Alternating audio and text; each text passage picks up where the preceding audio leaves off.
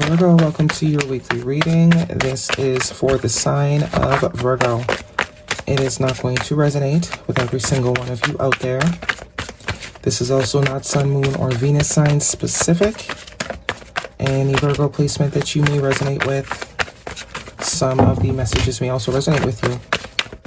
At the end of the reading, I will pull you some oracles, give you a bit more guidance for the week. I do only take jumpers, Virgo, so I appreciate the patience. And time is elusive. We are all on different timelines. For some, this is old news. For some, this is current energy. Others definitely could be more future focused. Very quiet shuffle for you this week, Virgo. Some sort of silence, some sort of hesitation, some sort of holding back. What do we have for Virgo, please? Messages for their greatest and highest good. What do we have this week for Virgo? What is going on? Who's hesitating? Who's holding back? There we go. Not for long though. 10 of Wands, your first card out, strongest energy for the week. Queen of Pentacles, your energy could also be dealing with another earth sign, Capricorn or Taurus. Major Arcana, the Chariot, Cancer energy. So whoever's holding back, it's not going to last for much longer. That 10 of Wands is heavy energy. Someone feels like they got the weight on their shoulders. Burdensome energy. Also could be that you decided to leave something after a very long time of hesitating because it just became too much. It's time to focus on self. And that seems to be what you are doing right now. Nurturing yourself, minding the business that pays you. 4 of Wands. 7 of Pentacles, and the Page of Swords, Gemini, Libra, Aquarius energy. Bottom of the deck, 6 of Cups. Somebody's in your energy for sure. Reminiscing at the good old days, how good things used to be when you were waiting on them hand and foot. But it's also a releasing of a pattern here.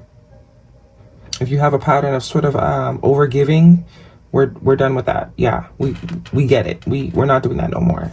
But I think indirectly too, it's also teaching somebody, whoever it is you were last dealing with, most likely, it's teaching them a lesson. It's allowing someone to become, I just want to say a man, but some of you, a woman too.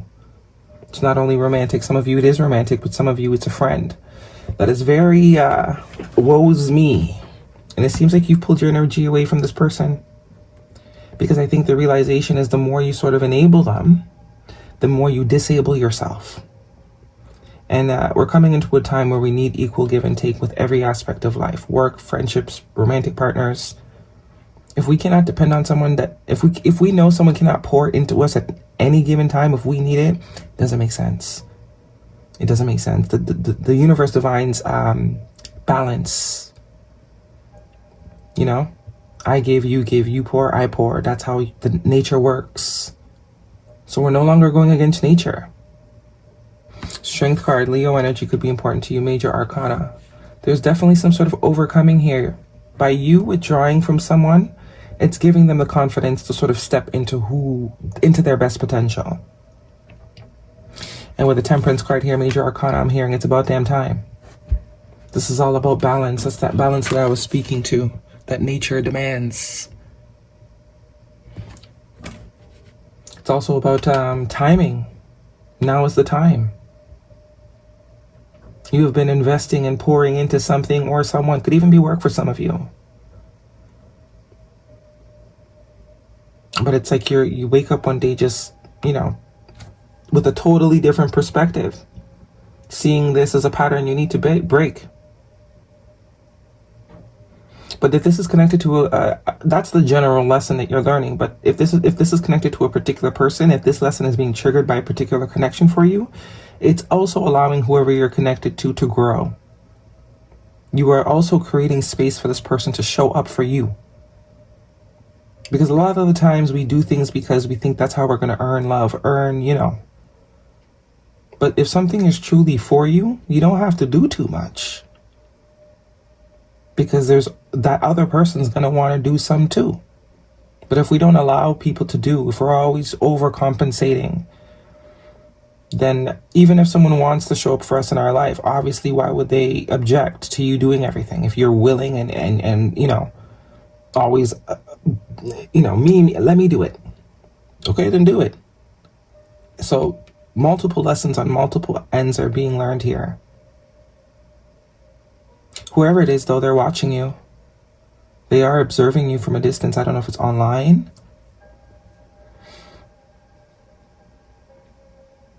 Five of Wands, conflict. Yeah, the end to an era is what I'm getting.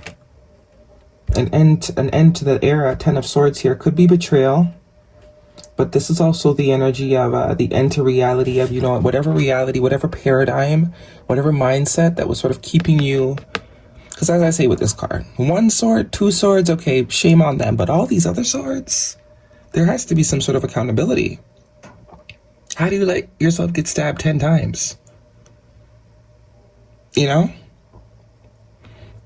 The first 2 swords, yeah, they're bad. But these other 8 swords, there has to be, you know, what about me? Why am I allowing this?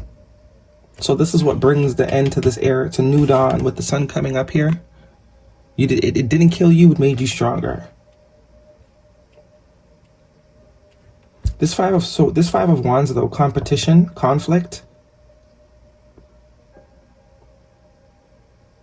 This is also if you are in a connection, friendship, or relationship, and you have to beg for someone to show up for you. It's also accepting that's not high vibe. It's like you're not trying to hold on to things or prove yourself anymore. If you're with a person or in a friendship where you are allowing this person to show up, you are making space so that they can do something, they're still not doing it. This is loving yourself enough to be like, okay, cool, this ain't where I'm supposed to be. I'm out. Chariot, time to move forward, time to move on. I deserve what I require. I can give what I require. So why wouldn't I deserve what I require? So there's 2 sides of the coin. Some of you have been sort of, I don't want to say begging, but sort of challenging or trying to convince somebody to show up for you the way that you do. And that no more of that. We got to stop that. That's not your people. And for another group of you, there is someone that it's in your life that wants to show up, but you haven't allowed the space for them to. Earth energy is very, you know, we can do it. No one else can do it better than us. I'm a Capricorn, I know. There's also a level of particularism. We like things in a particular way. Okay, so then teach the ones you love that particularity. You know? The first 4 times you do it, don't just have them sit on the couch and you do it. Have them stand beside you and see how the particulars go. Enough times so that they can match that particularity on their own and surprise you sometimes. But if you are dealing, some of you, there is someone that's going to make another attempt. For those of you that are dealing with someone that actually wants to show up for you, but maybe you haven't allowed it so much because you're so used to doing everything on your own with that 10 of Wands. And now it creates an ability to move forward in a positive direction. But because I do see some sort of soul connection here that has the ability to flourish. Okay, so guidance for Virgo, please, if this is a romantic connection. That King of Pentacles tells me there's some of you that have someone that does want to show up. But you have to allow them to. You got to let them have the space. And I think that's the perspective that you are understanding now. There's the 2 of Swords. Yeah, the 2 of Swords is, you know, not open. It's very much, I just heard I can do better by myself. Okay, pay attention to the red flags. The signs are cautioning you. Okay, children. Your life is being affected by children. This is very much giving me, it's like, let someone grow up.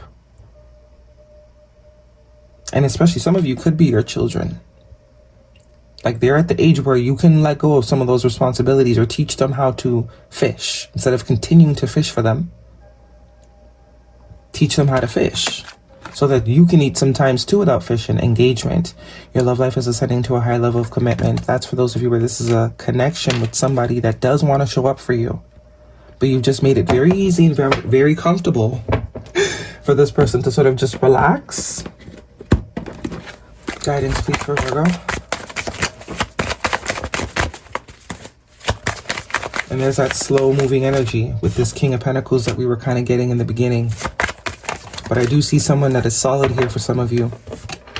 Yes, confirmation of that. And trust, that's exactly what this is. And compromise, yeah. The situation will improve.